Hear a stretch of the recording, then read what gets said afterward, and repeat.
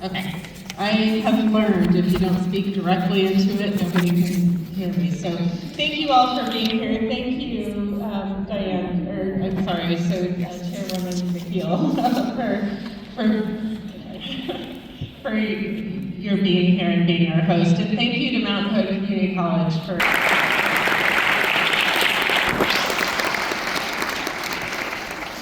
And I just also want to acknowledge all the community leaders, elected officials, our public safety officials who are all here today. Really appreciate you as well. So let's get ahead.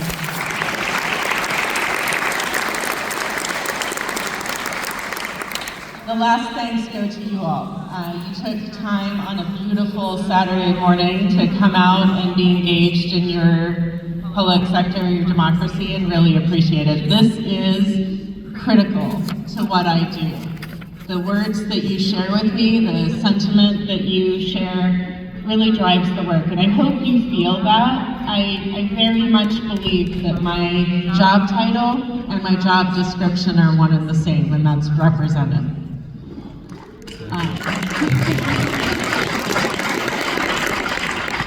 So for 20 years, most of you know this, but I am Congresswoman Maxine Dexter. I'm a mother. That's the most important thing that I do in my world. I'm a physician who cared for people in this community for more than 20 years, or almost 20 years. And now I went from state representative to congressional representative. And it is a trajectory that just reflects my commitment to public service. I am first in my family to go to college. I am only here because I had a well-funded public school system, state-supported higher ed. Absolutely. And a union job that I had healthcare benefits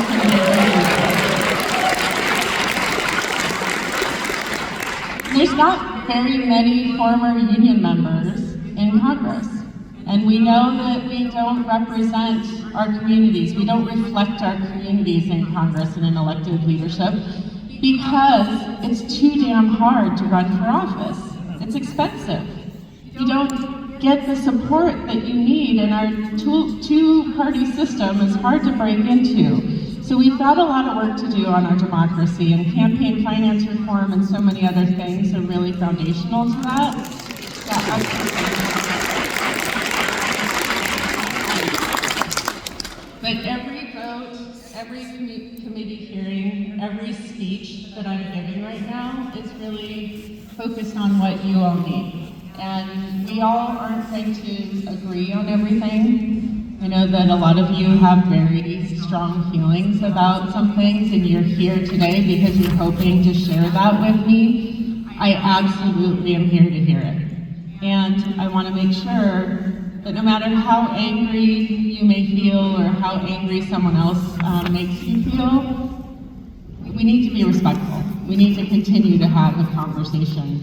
Town halls are becoming, as you may have seen in the news, becoming less common because representatives like me are not willing to sit with the discomfort that their communities are feeling. I'm here for it. But I also need to make sure that everyone feels respected and acknowledged. And so if your ticket, yes, thank you.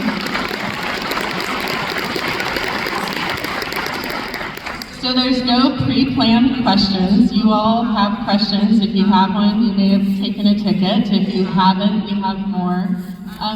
Yep, Tom has the ticket, so raise your hand if you want a lottery ticket to ask a question.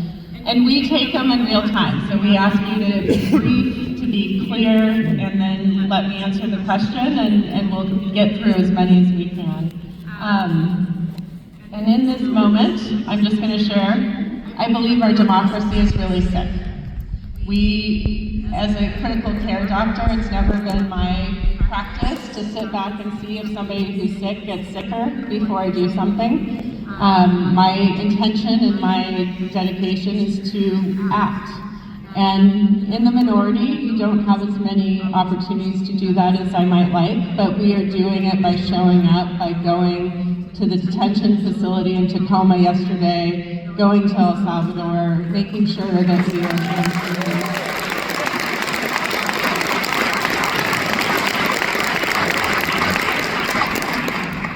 And one thing that I think is missing is compassioncy and just basic human decency right now, and treating each other that way. So I hope that we will all stand together for that. I've got a lot of things to say, and I want to get to your questions, so I'm going to try to be brief here. Since Trump took office, he has been focused on cutting federal funding that supports people, that supports working families. And this big betrayal bill that is coming before us is doubling down on that. And we don't have to give in to that. The Senate is still considering this bill.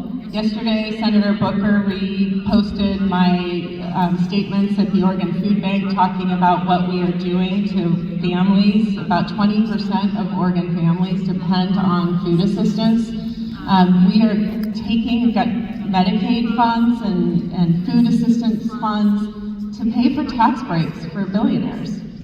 It is absolutely antithetical to what I stand for, and I hope what you stand for, to rip the security, the very thin margin of security that people have right now, to give tax breaks to billionaires.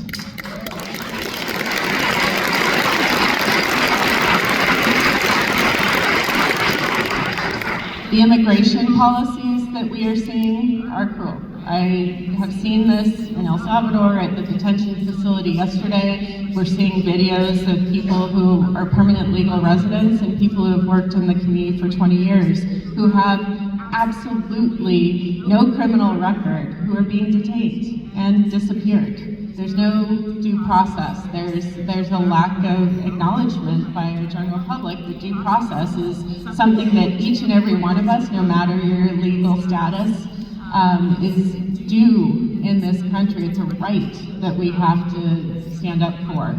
So that, I hope, is one thing that everyone will fight for. If they can take Kilmar Abrego Garcia or Maximo, who's a Philippine national who's had a green card for over 20 years that I met yesterday, they can take any of us.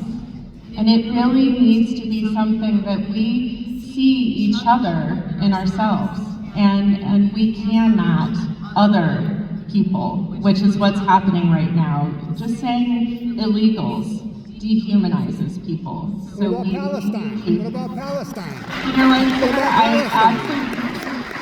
I need you to just ask for... If you're talking about humanity, that's the biggest hole in humanity on earth.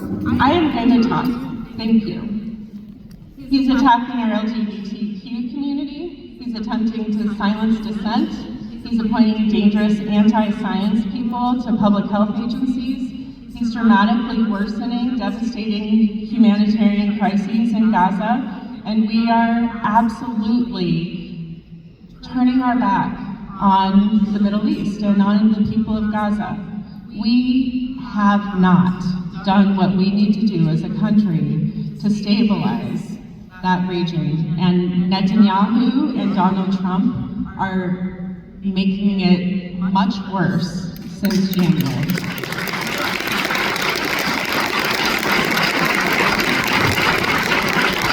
Is there a genocide in Gaza? Sir, if you get an opportunity to ask a question, we will absolutely answer it, okay? But I want you to offer everyone else the same respect that they're offering you.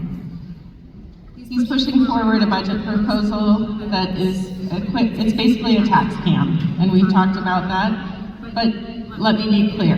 Because of you, because of what you share with me, I know what we are fighting for, and I will continue.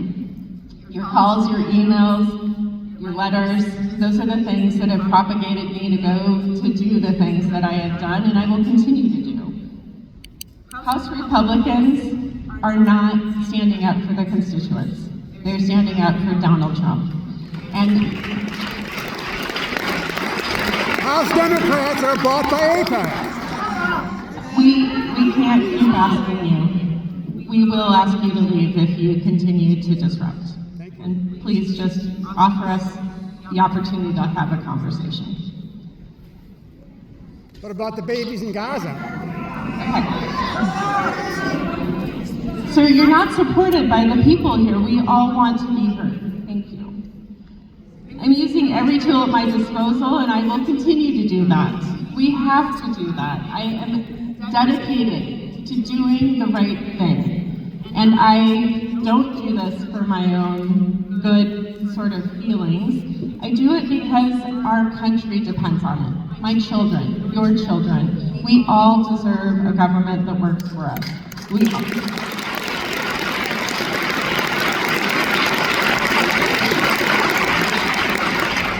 Being your representative is a privilege, and it's one that I take extremely seriously, and I do because I care.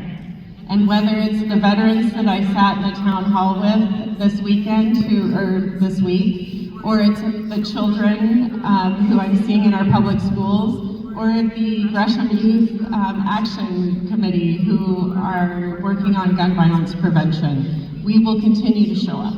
And I appreciate you showing up, and I want to get to your questions. So thank you, and let's take our first one.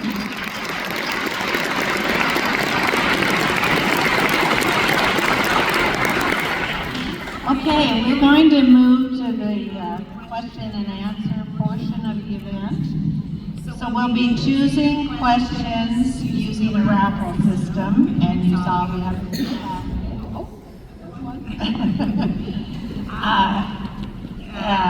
so I will draw a ticket from the basket, and if you hear your number, please come up and ask your question. We have 2 microphones set up, so please come to the microphone. I'll call 2 numbers at a time. Please come up to the microphone when your number is called.